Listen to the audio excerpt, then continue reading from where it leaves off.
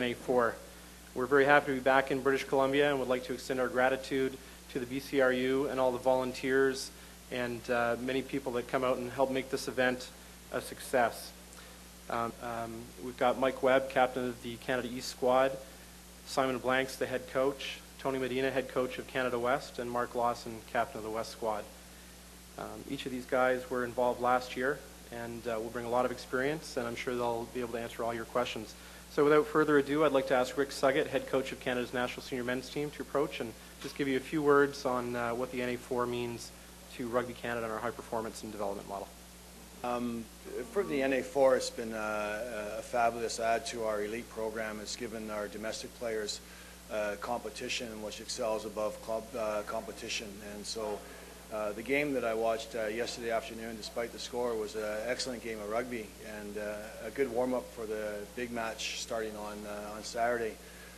But one of the things that we've really recognized is the unity that's developed from these coaches inside their squads, which are uniquely different, but we're capable of bringing the squad together for the national team. So it's been a really good feeding process for us, and it's been to our benefit to have coaches like Simon and Tony and their assistant coaches helping us along the way.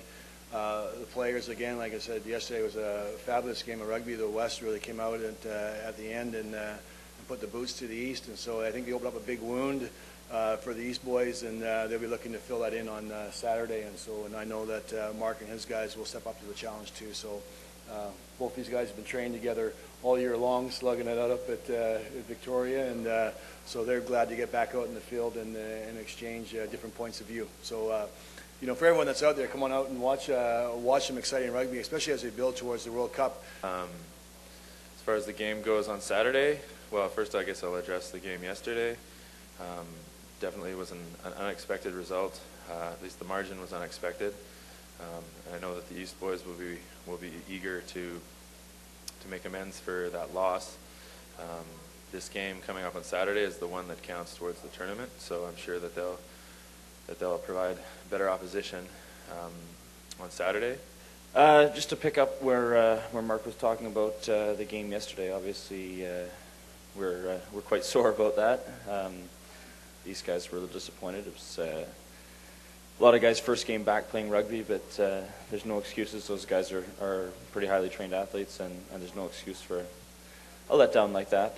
So we'll certainly be looking to pick our socks up on Saturday. We were quite disappointed with how we performed, and I think looking into Saturday, we've got a few more experienced players coming back, and hopefully can generate a little more continuity in our game.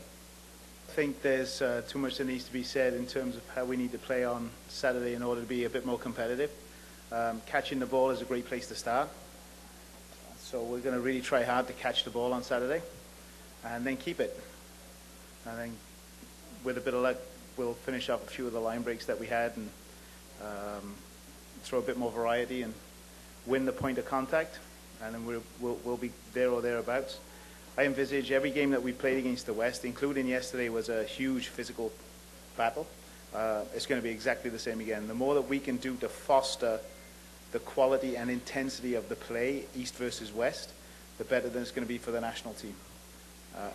As a stepping stone towards the national team, it's a hugely successful competition for our program.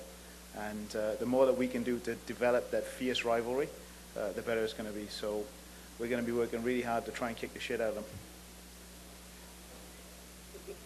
I'd like to thank the press for coming. I don't think we get enough coverage in the press here. We've got a World Cup year, and it's difficult to find any mention of rugby in Canada, and it's alive and well.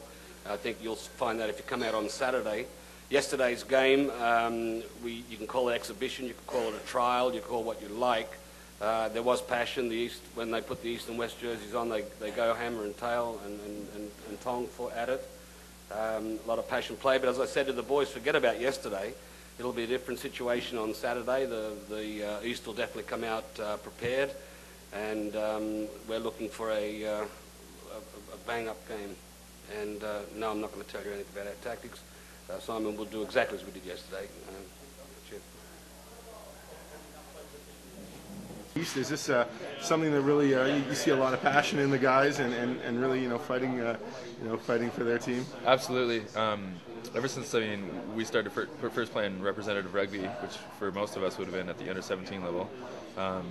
Playing for BC under-17 and playing against Ontario, it was always a huge rivalry because they were always the second best team and we were always the best team. I don't think I've ever actually lost a game to Ontario, which is something I'm definitely proud of to this day. But yeah, so, sometimes there's a bit of hostility that remains, but the guys are all professional in their attitude, despite being amateurs in the sport, professional in their attitude enough to let bygones be bygones, that's for sure. But, you always remember a few things from practice here and there, and you use that as fuel maybe on Saturday, that's for sure. Great, thank you. Absolutely. Just in last year's competition alone, there were several guys that ended up either getting carded there's 22 cards dished out for the top 22 athletes in the country to train full-time.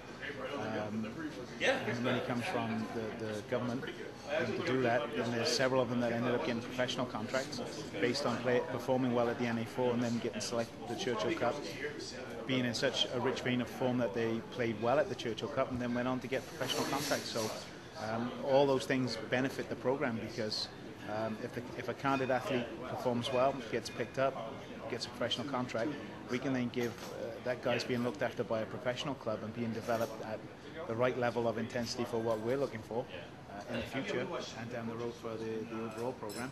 And we can then give a card to a younger kid coming through. So it's been very successful from that point of view.